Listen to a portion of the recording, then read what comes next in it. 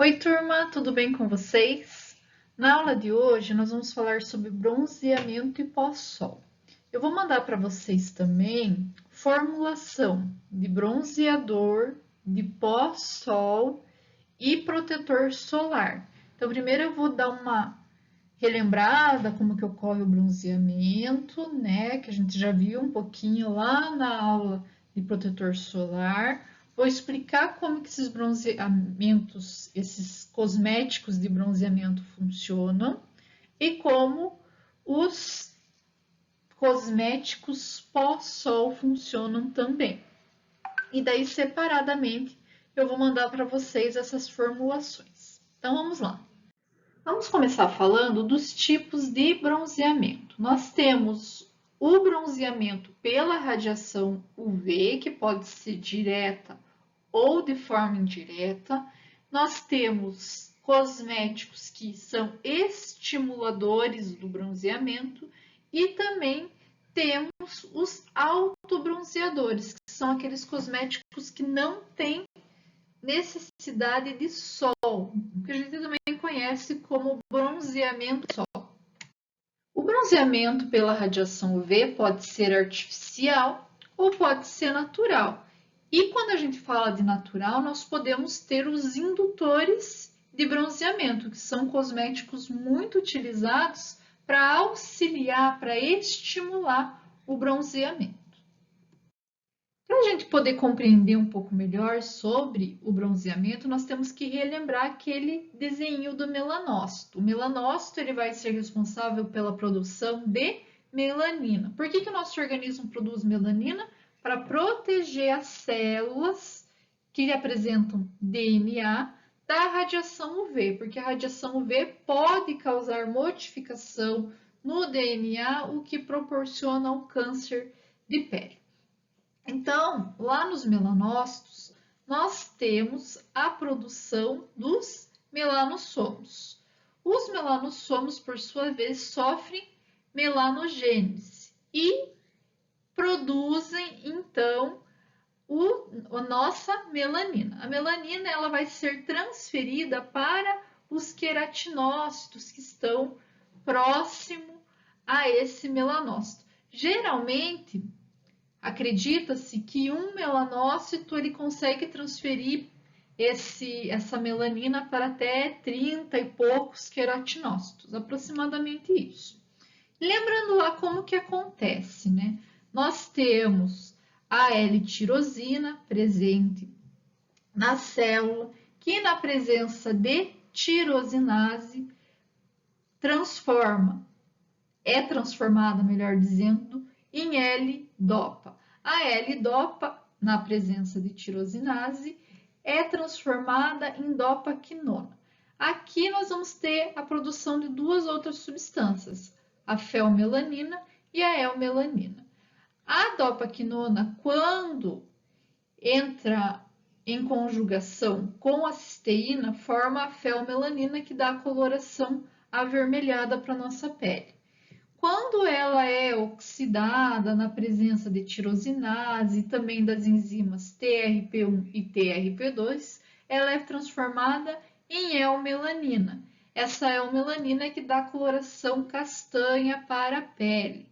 O que acontece? Quando nós se expomos à radiação UV, nós estimulamos a enzima tirosinase e isso estimula a produção de felmelanina e eumelanina.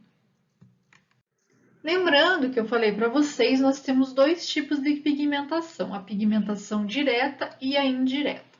Na pigmentação direta, o bronzeamento ocorre de forma imediata. Então, a partir do momento que você começa a se expor à radiação UV, você já começa a produzir esse pigmento.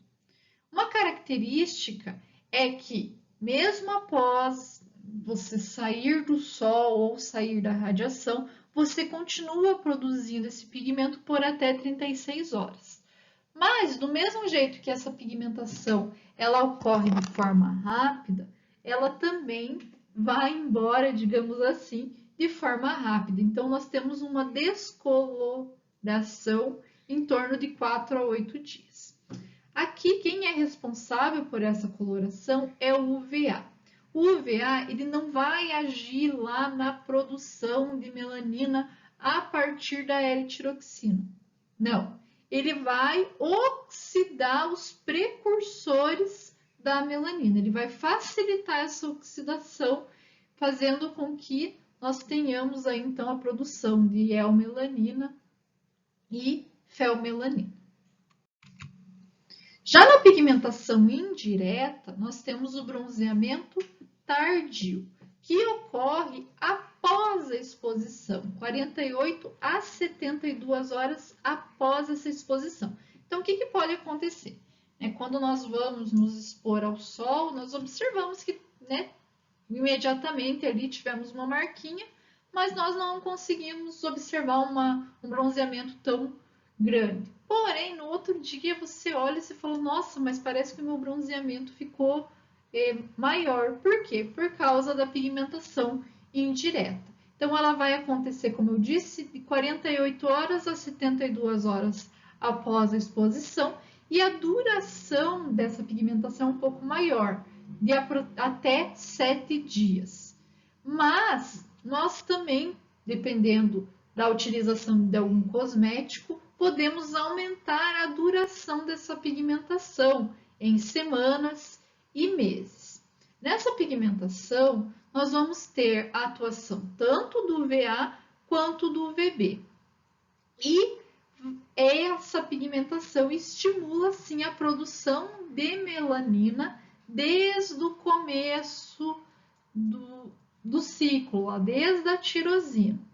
Além disso, por causa dessa radiação, nós podemos ter um aumento no tamanho dos melanócitos, além do aumento da produção de melanossoma e também da transferência da melanina para os queratinócitos. Quando nós falamos no mecanismo de ação dos estimuladores de bronzeamento, nós estamos falando de compostos que vão intensificar a formação de melanina, porque eles atuam na melanogênese. Esses estimuladores, eles devem ser usados em conjunto com a radiação UV, natural ou artificial, porque se não forem usados com essa radiação, não teremos o bronzeamento, porque eles só estimulam o bronzeamento. Nós temos diversos compostos que auxiliam e estimulam esse bronzeamento. Os mais utilizados são os derivados de tirosina. Por quê? Quando nós utilizamos um derivado de tirosina, nós vamos estimular a produção da cadeia inteira de melanina, né? Nós temos a enzima já no nosso organismo, então nós só precisamos aumentar a quantidade de substrato. Quando a gente fala de derivados de tirosina, nós temos diversos, tá? Então, não vou entrar em detalhe aqui. Quando eu passar a formulação para vocês, eu vou falar um pouquinho mais sobre esses derivados. Nós também temos a utilização de essência de bergamota e alguns precursores de melanina que podem ser utilizados. Atualmente, nós temos formulação como creme, gel, loção e o óleo, que também é bem utilizado. Agora que nós já entendemos como funcionam os indutores de bronzeamento, vamos entender como funcionam os autobronzeadores, ou seja, aqueles que não necessitam de sol. Nós temos os cremes, que podem ser utilizados, e também aquele bronzeamento por jato, que vocês já devem ter ouvido falar também. Os autobronzeadores, eles têm na sua composição açúcares. Vocês já devem ter ouvido falar em tecnologia de alimentos, provavelmente, que os açúcares eles sofrem reação de Maillard. Os açúcares utilizados nos autobronzeadores são a dihidroxicetona e a eritrulose. Então, tanto a eritrulose quanto o DHA, quando em contato com os aminoácidos da queratina, vão sofrer reação de Maillard. E isso vai ocasionar uma coloração na pele, uma coloração marrom amarelado. Então, como que ocorre o bronzeamento por autobronzeadores? Através da reação de Maillard. Nós temos atualmente cremes, loções, espumas, principalmente feitos utilizando o DHA, numa concentração de 2 a 5%, mas nós também podemos ter formulações onde o DHA e a eritrulose estão associadas, é bem comum.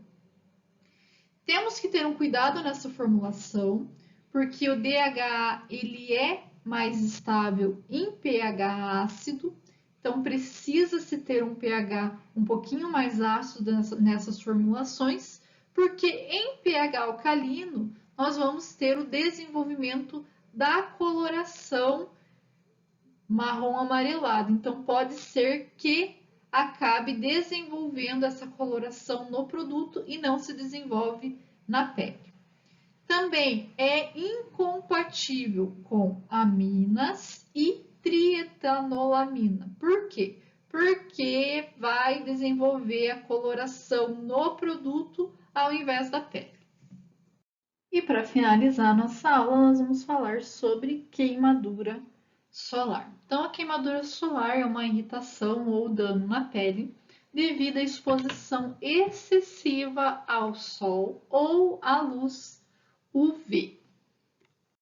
A queimadura solar pode ser dividida em 3 graus, tá? Na primeira, nós temos o eritema, a queimadura, um ressecamento da pele. Na segunda, começa-se a ter um prurido maior. Na primeira, a gente já tem um pouco de prurido também. E o surgimento de bolhas. Na de terceiro grau, nós podemos ter necrose da pele, redução das células de Langerhans e também vesiculação.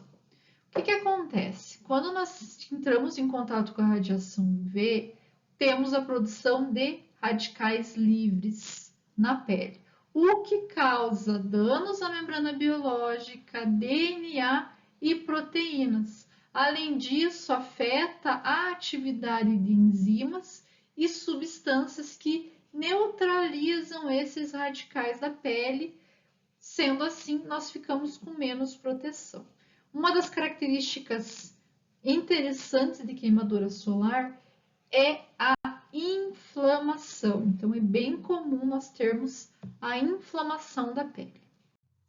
Os produtos pós-sol, eles têm como finalidade reduzir a inflamação e a dor, além de atuar como anti-inflamatório. Eles também têm como finalidade hidratar a pele e neutralizar os radicais livres. Nós temos diversos tipos de produtos pós-sol, principalmente na forma de emulsão, mas nós já observamos e temos grande quantidade em géis e soluções. A emulsão, ela tem um pouco de diferença quando nós pensamos em produto pós-sol, é porque ela já ajuda na hidratação e também facilita na incorporação de várias substâncias, além de auxiliar na absorção. Por isso, é uma das principais formulações utilizadas. Mas o gel também é bem utilizado, tem muitas pessoas que preferem o gel porque ele dá aquela sensação de refrescância, principalmente depois que você acaba se queimando, né, por causa dessa radiação solar. Nós temos diversos ativos que vão ser utilizados aí nos produtos pós-sol. Vamos começar falando das vitaminas. Nós temos a vitamina A, que vai regular o crescimento e diferenciação das células da epiderme, e isso auxilia na renovação da célula. Nós temos a vitamina C e E, que neutralizam os radicais livres. A vitamina B5, que acelera também a regeneração da pele e auxilia no alívio do prurido. E a vitamina F, que regula também a regeneração celular e estimula a mitose da epiderme. na epiderme. Ou seja, vai fazer com que ocorra uma substituição dessa nossa epiderme. Os carotenoides, eles neutralizam os radicais livres e também reduzem o eritema. Além disso, os carotenoides eles também podem ser utilizados para prolongar o bronzeamento. E os flavonoides e isoflavonas, que são antioxidantes, então auxiliam muito no combate do radical livre, sendo que os flavonoides ainda reduzem, tanto os flavonoides quanto as isoflavonas reduzem o eritema, sendo que as isoflavonas ainda atuam como fotoprotetoras e no dano celular, tentando regenerar a célula. A aloe vera, provavelmente vocês já ouviram falar dela, né? Da nossa famosa babosa. Ela atua regenerando as células que tiveram lesões profundas devido à queimadura. Nós temos o ginkgo biloba, que atua como antioxidante, a ureia, que atua como hidratante e também auxilia na diminuição do fluorido, o alfa-bisolato, que atua como anti-inflamatório, a camomila, que também é muito utilizado tanto pela sua ação anti-inflamatória como pela sua ação calmante, e isso auxilia na diminuição do fluorido da pele e também naquela sensação de pele quente, juntamente com o mentol, que auxilia nessa refrescância. E as beta-glucanas, elas atuam reduzindo o eritema e também aceleram a cicatrização da pele.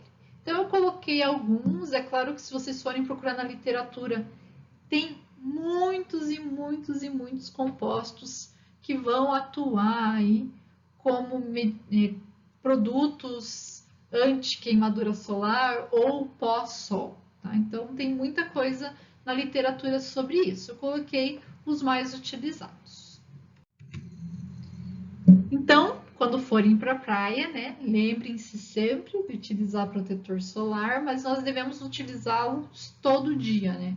A partir do momento que você se expõe ao sol, você está sujeito a ter contato com a radiação UV. Então, cuidem muito em relação a isso. Muito obrigada pela atenção de vocês e até a próxima.